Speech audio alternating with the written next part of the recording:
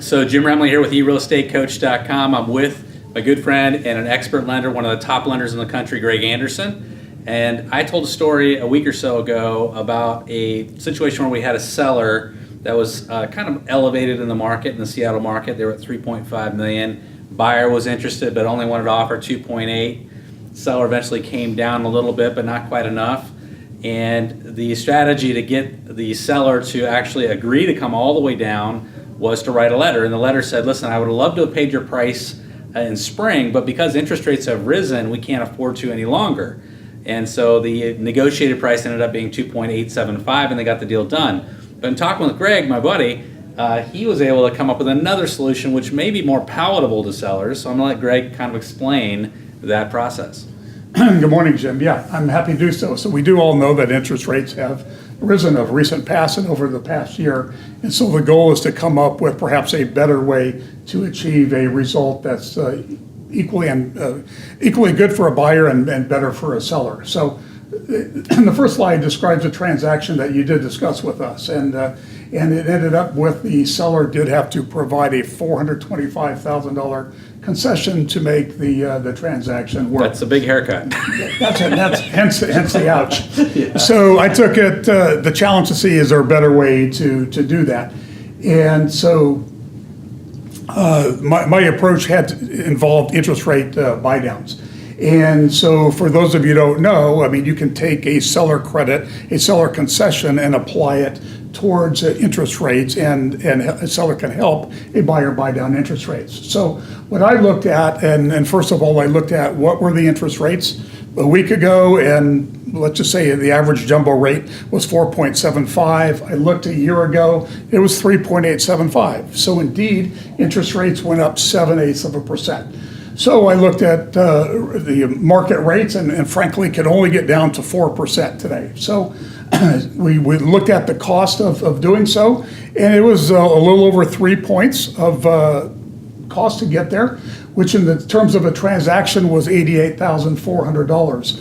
Trying then to get this buyer's payment to be exactly what they were achieving on a $2,875,000 purchase and assuming a 20% down payment. It then took a price concession of $50,000 on top of the buy down. So if you add the two together, there's a cost to the seller of $138,400 in this hybrid solution approach of interest rate buy downs and a little bit of price concession.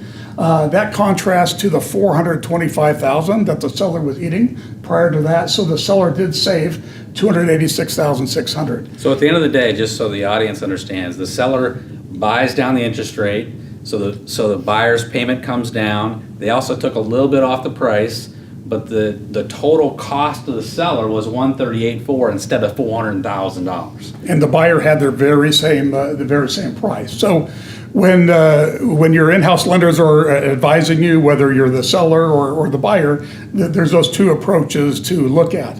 And if I'm advising the buyer, I might say, okay, here's your two choices, but which one do you think the seller is more readily going to accept? One that costs them $425,000 or $138,000. It's all about advising, giving some options. Now let's look at a more typical transaction, because we're talking about elevated transactions here. Here's a more typical transaction. Let's run this through, Greg. Okay, so this was an assumed $700,000 list price and sales price, assuming that 20% down, $560,000 would be the loan. It happens to be a jumbo loan where we're at. A year ago, that very same interest rate I mentioned was 3.875. So the principal and interest payment was $2,633 a month. But in today's interest rate environment at 4.75, the payment's $2,921. So it's roughly gone up about $300. $300. Yeah. So the goal in my exercise was to see what did it take to get the buyer that same low payment of last year, but make it easier on the seller. And so the first approach is just looking at how much purchase price you have to reduce. In this case, it's almost $69,000. That's 9.8% of the purchase price. And if you're priced competitively, again, that's kind of a big ouch to take. The hybrid approach happened to be, again, the interest rate buy down. So second item first, I used $18,700 of seller credit to buy down the interest rate to 4%. That didn't still get me exactly to where the buyer was going to be today at their purchase price. And so it only took another $12,000 of price concession. And so the bottom line is that the payment, frankly, was about $7 less. And the cost of the seller was just under $31,000 compared to having to give a purchase price reduction of $69,000. Much more palatable to a seller. Exactly. And you get the same net result for the buyer in terms of monthly payment.